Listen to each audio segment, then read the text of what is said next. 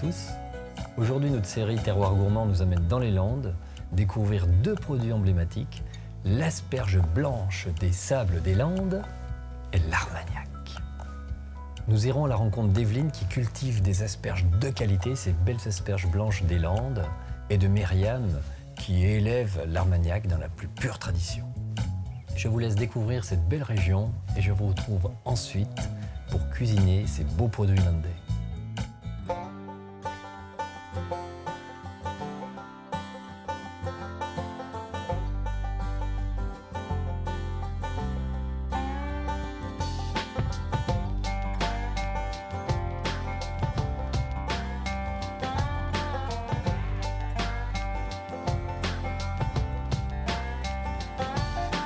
La richesse des Landes se lit dans son paysage. Un littoral préservé et des forêts à perte de vue.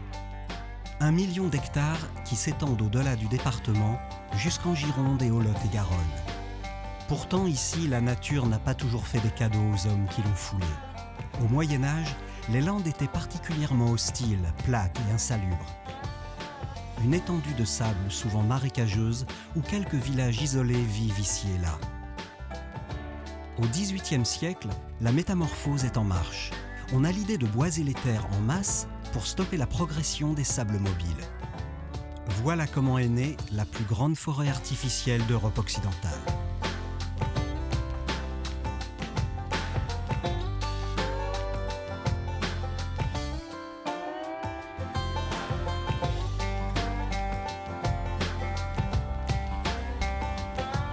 En dialecte occitan, las Lanas est bercé par la douceur d'un climat océanique. Ses pins maritimes, ses couleurs d'automne, inspirent Théophile Gautier qui évoque des collines décharnées. Elle a bien poussé quand même. Ici, les produits du terroir ne manquent pas. Certains ont du caractère et de la vigueur, comme l'armagnac. Myriam Darzac s'emploie à faire vivre cette eau de vie issue de la culture du raisin blanc. Elle a bien poussé, elle est très jolie là. L'armagnac n'est pas un simple alcool, mais un vrai produit authentique qui vous fera voyager dans ces paysages aux couleurs chatoyantes.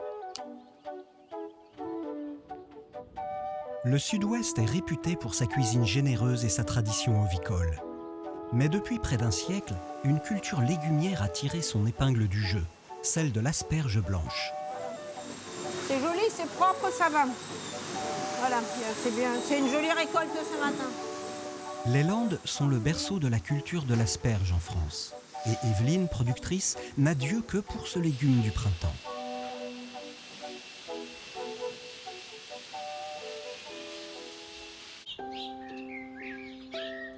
En cette période de l'année, Evelyne est dans les champs du matin au soir. Légume primeur par excellence, l'asperge pointe le bout de son nez bien discrètement sous ses bâches en plastique. Ah, il en a oublié une là.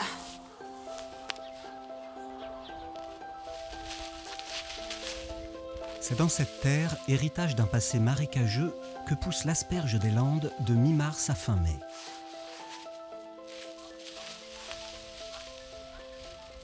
L'asperge des Landes, c'est une asperge qui pousse dans une zone sableuse, ce qui fait qu'elle pousse très vite, elle est absolument très tendre et ça permet de manger l'asperge de la tête aux pieds, si je peux m'exprimer ainsi.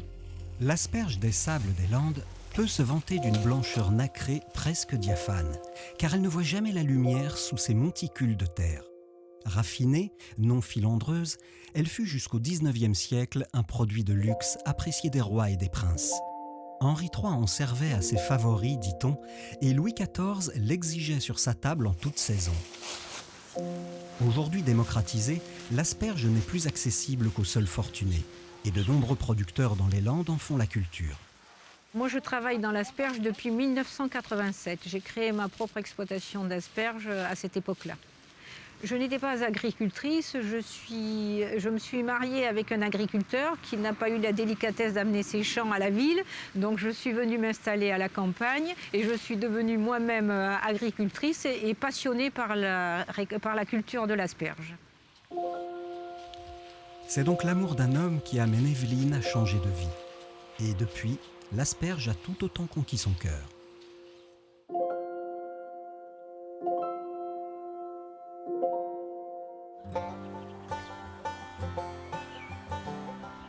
Plus au sud dans les Landes, le paysage est différent. Ici, la forêt a laissé place aux vignes. Nous sommes sur le domaine de Pagui où travaille Myriam. Ce bout de terre est appelé bas Armagnac. Et ici, on a coutume de dire que les Romains ont introduit la vigne, les Arabes l'alambic et les Celtes le fût. De la confrontation de ces trois cultures est né l'Armagnac.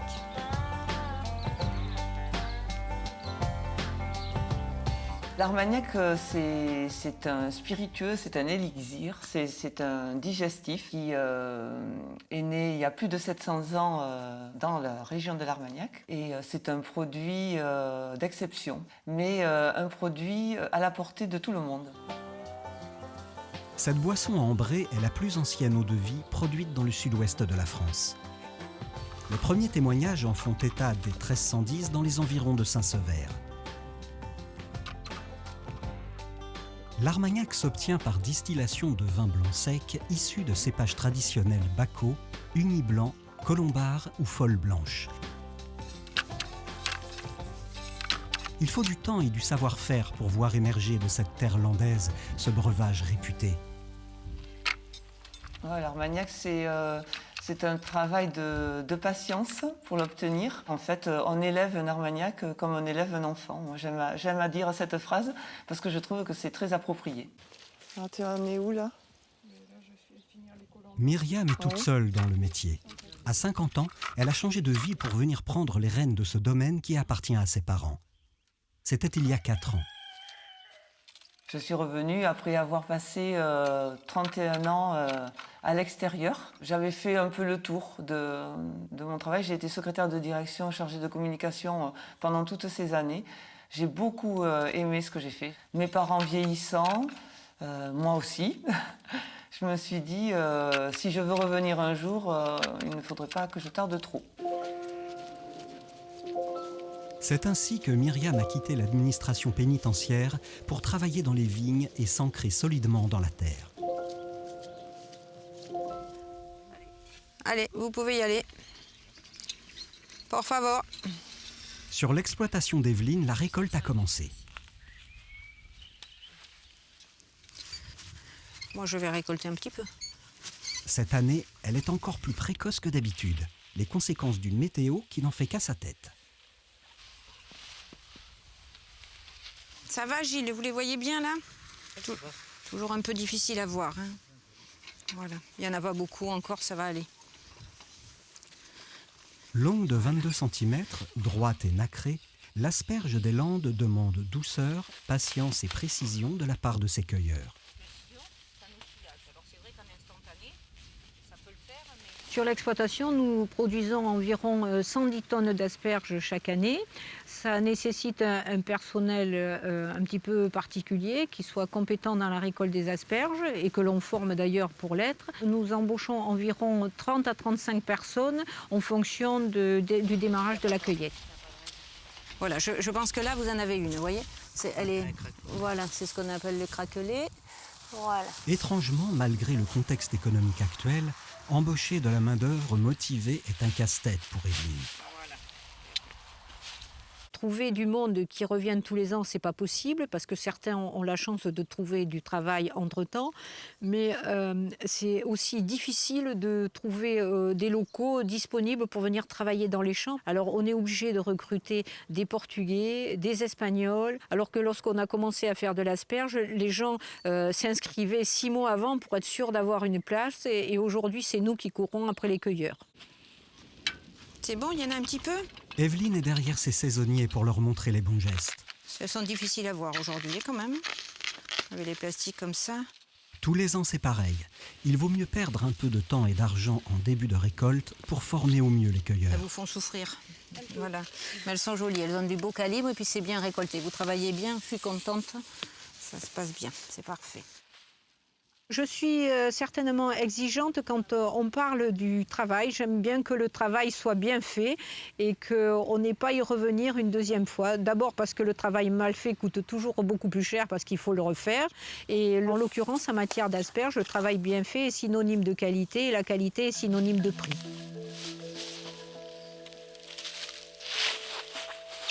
L'asperge, un légume délicat qui puise son goût dans le sable accumulé ici pendant des milliers d'années par la mer.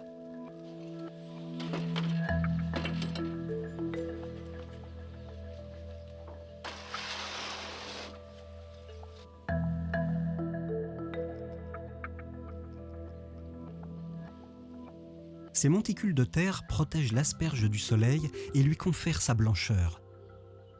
Quand les conditions sont optimum, les asperges peuvent pousser jusqu'à 6 cm par jour, ce qui impose à Evelyne une surveillance quotidienne. Pour la récolte de demain. J'en vois pointer un petit peu. Je suis pas... On va regarder ici. Ouais. Xavier a suivi les traces de sa mère. Après quelques années employées dans une banque, virage à 180 degrés pour venir mettre les mains dans la terre. On va regarder ici. Et Là, il y en a une. Là, il doit y en avoir une autre. Ouais. On s'est installé avec mon frère en 2008. Par rapport à mon travail d'avant, que je trouvais un petit peu monotone, ou c'est du travail de bureau, on va dire qu'ici, il y a quand même beaucoup plus de choses. On touche à beaucoup plus de choses. Au niveau de notre mère, on a appris à gérer tout ce qui est chantier de récolte d'asperges, puisque ça fait quand même assez longtemps qu'on récolte de l'asperge dans la famille, donc elle a une certaine expérience. Tiens, regarde, t'en as encore joli, ici. Elles sont jolies blanches. Evelyne est aujourd'hui associée avec ses deux fils, Xavier et David. Une histoire de famille. Il y en a une là, non ? Ensemble, ils perpétuent une tradition landaise qui positionne le département en leader de la production sur l'Hexagone. Qu'est-ce que t'en penses là, ce qu'on vient de voir sous les bâches? C'est pas mal quand même, hein. Je pense que là, ça démarre bien en tant que calibre et tout, ça laisse présager de... Il faudra voir comment ça évolue dans la saison, mais pour l'instant c'est joli, il y a du calibre, même si on a manqué de dormance. Il faudra voir les conséquences dans la suite de la saison. Les premières asperges se présentent bien. Xavier a été à bonne école avec sa mère. Comment ? Ce n'était pas du tout une évidence que nos enfants reprennent. Moi, je suis ravie parce que quand on met en place quelque chose et quand on crée quelque chose, on est quand même content de voir que ça intéresse nos enfants et de se dire qu'après nous, ça durera un petit peu. C'est certainement un peu égoïste, mais ça nous fait énormément plaisir. Sur le domaine de Paggy, il est tout aussi question de transmission. Myriam a tout appris de son père Albert, véritable puits de science concernant l'armagnac. Vendanger, mettre le raisin à fermenter dans une cuve en inox pendant 2 semaines, le laisser devenir vin, puis le distiller avec l'alambic durant 5 jours et 5 nuits consécutifs. Au niveau du métier, j'ai la chance d'avoir papa avec moi, bien sûr, qui est un maître dans l'art d'élever l'armagnac. C'est une passion qu'il a depuis toujours. Et à chaque étape nouvelle, il me demande d'être là, de voir et de faire. Une transmission orale d'un savoir-faire ancestral. Dans le chai, l'armagnac est vieilli en fût de chêne pendant de longues années. On va laisser une vide pour faire le niveau. On va le remplir. Ça, c'est le 20 ans, alors ? Oui, c'est celui que nous avons choisi. Père et fille soutirent ensemble de l'armagnac pour une mise en bouteille. Petit à petit, elle a fait une chose, une autre. J'essaie de la diriger sur ce que je crois être bien. Elle fait les vendanges. Pour les filtrations, nous les faisons ensemble, les mises en bouteille aussi, la distillation aussi. C'est-à-dire, elle est avec nous pour justement apprendre à faire tout ce qu'il y a de travail physique, quoi. Ici, tout est fait à la main. Depuis plus d'un demi-siècle, Albert n'a pas changé grand-chose à sa manière de faire. Respect du temps, respect de la nature et des traditions. Et voilà. Maintenant, il faut penser à la cire.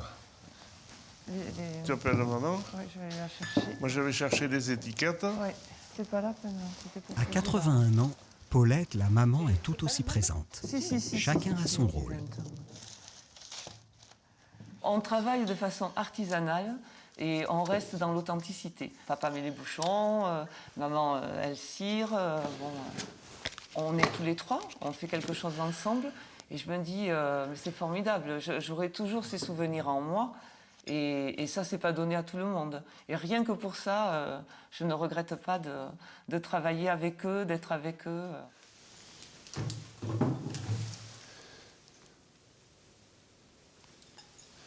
La reprise du domaine n'était pas une évidence, mais elle comble aujourd'hui Albert et Paulette de bonheur.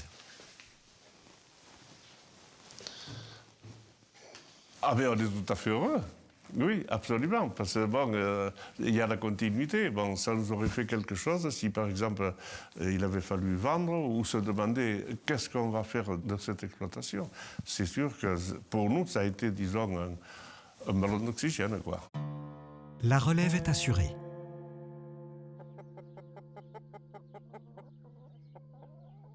Il y a plusieurs centaines d'années, l'Armagnac était une eau d'immortalité. Ce produit mystérieux touchait presque à l'alchimie. On lui attribue alors des vertus thérapeutiques. Bonjour Pierre. Et bonjour. Ça va? Très bien. Allez. Bonne forme. Allez, on va rentrer. Tout va bien? Tout va bien. Pierre est œnologue. Il vient se prêter à une dégustation avec père et fille. Lui, mieux que personne, connaît l'histoire de ce breuvage landais, surnommé à ses débuts l'eau qui brûle, Aqua Ardens.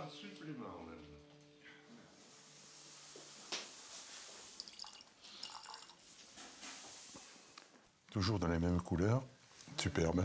Aussi très subtil. Petite note douce. Je dirais presque un peu de miel. Je le trouve très doux.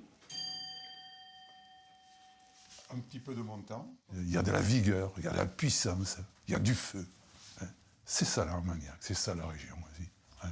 Et puis ces couleurs chaudes, hein. C'est charmant, c'est à la fois puissant et charmeur.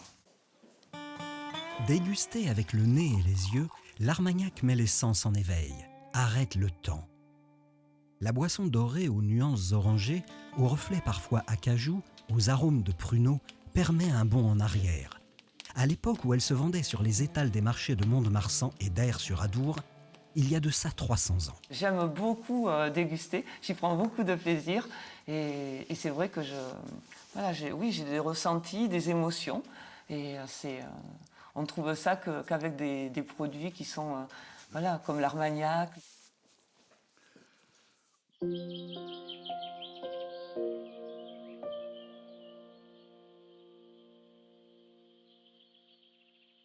Dans le nord des Landes, sur les terres d'Evelyne, le ciel s'est couvert. Bonjour. Quel sale temps alors. Bonjour. Bonjour Evelyne. Tu vas bien? Ça va très bien. L'agricultrice se rend à la coopérative dont elle fait partie. Qu'est-ce que ça donne le tri? Comme elle, 35 producteurs d'asperges ont intégré cette coopérative qui gère la vente et la distribution du produit. Voilà. Plus on est nombreux et plus on est fort. Et le commerce, pour moi, c'est quelque chose qui doit être fait par des gens dont c'est le métier. Et je ne me sens pas capable d'aller tous les jours frapper à la porte de quelqu'un pour vendre mes asperges. Tu ne ramasses pas tous les jours alors encore? Non, normalement, je devais ramasser tous les jours, mais aujourd'hui, j'ai pas ramassé vu le temps qu'ils nous avaient annoncé. Plus de 2000 tonnes d'asperges passeront par cette zone de conditionnement au cours de la saison. Elles y sont minutieusement triées car l'asperge des Sables des Landes bénéficie d'une IGP, une indication géographique protégée. Il y a certaines contraintes, à commencer au niveau de la production, puisqu'on est tenu de cueillir l'asperge et de la mettre le plus rapidement au froid pour qu'elle conserve toute sa tendreté et sa couleur bien nacrée. Et après, c'est la course à la montre dès la cueillette jusqu'à l'arrivée ici en station. Même au conditionnement, on a vu qu'il ne faut pas perdre de temps. Dès que les asperges arrivent, elles ont besoin d'être conditionnées. Des délais très courts, 4 heures seulement entre la cueillette et la mise au frais. C'est intéressant, c'est incroyable. C'est vraiment la belle asperge des Sables des Landes, voilà. Alors, ça ne peut pas être plus beau. Ouais. Ces asperges de catégorie 1, droites avec un bourgeon net aux écailles serrées, profitent de l'appellation pour toucher de nombreux réseaux de distribution. Pour Evelyne, la mutualisation des équipements est un avantage indéniable. Preuve que l'union fait la force. Je ne suis même pas sûre, pour ne pas dire que je suis certaine, que le prix que j'en retirerais d'aller moi-même vendre ou d'employer du monde pour vendre mes propres asperges serait plus rentable sur l'exploitation que le fait de passer par la coopérative. La vente reste le nerf de la guerre, peu importe le produit qu'on fait naître.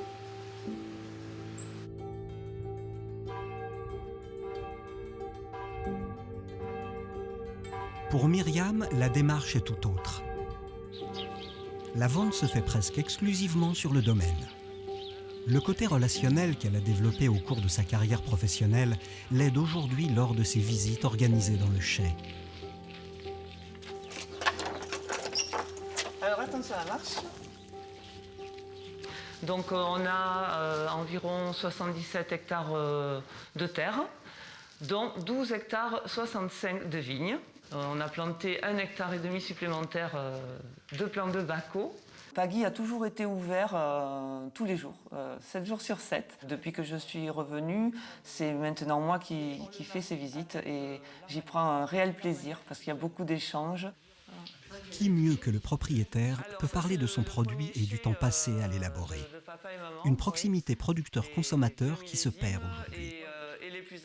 Nous avons de bons produits et je trouve qu'il n'y a pas assez de reconnaissance par rapport à ces produits, par rapport au travail que cela demande. Nous, on est dans notre terroir. Ce que l'on souhaite, c'est que les personnes qui viennent découvrent ce que sont les Landes, leur diversité, leur patrimoine, leur culture et les gens qui y vivent. C'est gentil. En Suède, on trouve ce genre d'équivalent? Non. Myriam continuera des années durant à élever ce breuvage comme on élève un enfant, en clamant fièrement que les Landes regorgent de produits authentiques, distillés avec amour et passion. Asperges blanches d'un côté, Armagnac de l'autre. Evelyne et Myriam, deux femmes au parcours atypique qui, chacune à leur façon, font vivre les traditions de ce petit bout de France.